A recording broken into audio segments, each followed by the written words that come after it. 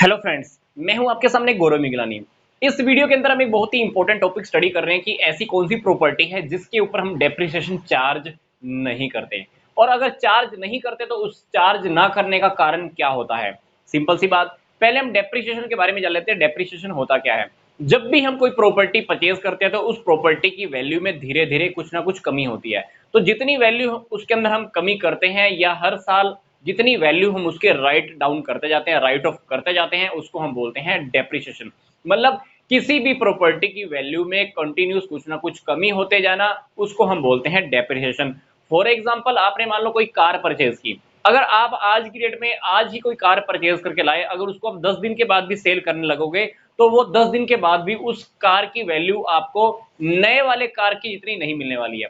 10 लाख की कार ली, 10 दिन के बाद भी अगर उस आप कार को सेल करोगे तो हो सकता है कि वो कार आपकी 9.5 लाख या 9 लाख के अंदर सेल हो। इसी तरह से ही बिजनेस के अंदर हम जब कोई मशीनरी परचेज करते हैं, बिल्डिंग परचेज करते हैं, उनकी वैल्यू के ऊपर भी डेप्रिसिएशन लगाया जाता है। फॉर एग्जांपल, आपने मशीनरी परचेज की, आप 5-6 साल के बाद उस मशीनरी को जब आप लगातार यूज करते हो तो यूज करने की वजह से भी उस मशीन की वैल्यू में कहीं ना कुछ कमी हो ही जाती है। इसी तरह से बिल्डिंग को ले लीजिए।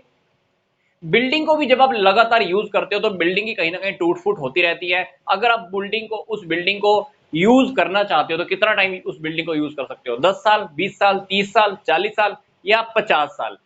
50 साल के बावजूद यूज करने के बाद आपको क्या लगता है, उस बिल्डिंग की जो वैल्यू होगी, उसको जो सेल अमाउंट होगा, आपको ज्यादा मिलेगा, कम मिलेगा? कम मिलने वाला है। क्योंकि जो बिल्डिंग आपने 20 साल पहले बनाई थी या 50 साल पहले बनाई थी, 50 साल के बाद उसकी टूट फूट की होने की वजह से रख रखाव अच्छे से आप कितना भी हो सके उसको नहीं कर पाओगे। आप 50 साल के बावजूद भी उस बिल्डिंग की कोई ना कोई वैल्यू कम हो ही चुकी होगी। जितनी वैल्यू उस बिल्डिंग की आप हर साल कम करने वाले हो, उसको हम बिजनेस की नजरों में बोलते हैं डेप्रिसिएशन।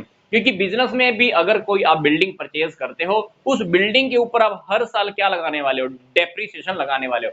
पर ऐसी कौन सी प्रॉपर्टी है जिसके ऊपर आप डेप्रिसिएशन चार्ज नहीं करते हो? वो हमारी प्रॉपर्टी है लैंड, मतलब जमीन। जमीन के ऊपर आपने बिल्डिंग बनाई, उस बिल्डिंग के ऊपर आप डेप्रिसिएशन चार्ज कर सकते हो। जमीन के ऊपर आपने प्लांट लगाया, डेप्रिसिएशन प्लांट के ऊपर लगा सकते हो। जमीन के ऊपर आपने मशीन इंस्टॉल की, मशीन के ऊपर आप डेप्रिसिएशन लगा सकते हो। पर इस जमीन के ऊपर डेप्रिसिएशन क्यों नहीं लगा सकते?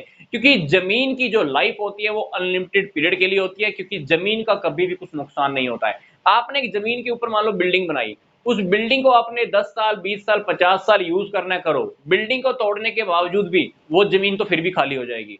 पहले भी वो प्लॉट था, अभी भी वो प्लॉट है। पहले भी उस प्लॉट की कुछ वैल्यू थी, अभी उस प्लॉट की वैल्यू पहले से कुछ ज्यादा हो सकती है पर कम नहीं होगी। इसलिए जो लैंड की जो वैल्यू होती है, its useful life is not limited to the few years. इसकी जो यूजफुल लाइफ होती है वो कुछ ही सालों तक लिमिटेड नहीं होती है। लैंड को हम अनलिमिटेड पीरियड के लिए यूज कर सकते हैं। आपने मान लो आज की डेट में एक प्लॉट खरीद कर उसके ऊपर अपना घर बनाया, 50 साल के बाद उस मकान को आप सेल करोगे तो नया बायर आएगा, तो वो क्या करेगा? मकान को तोड़कर मान लो उस जमीन को बेचेगा, तो जमीन की तो अभी भी वैल्यू कुछ ना कुछ पहले से ज्यादा ही होने वाली है। तो लैंड के ऊपर इसलिए डेप्रिसिएशन नहीं लगाया जाता, क्योंकि लैंड की जो यूजफुल लाइफ होती है वो फ्यू ईयर्स तक, कुछ सालों तक लिमिटेड नहीं होती है। लैंड की वैल्यू हमेशा बढ़ती ही रहती है। बड़ा ही रेयर चांस आपको मिलेगा जहां पर जमीन के रेट आपको कम होते हुए नजर में आएंगे।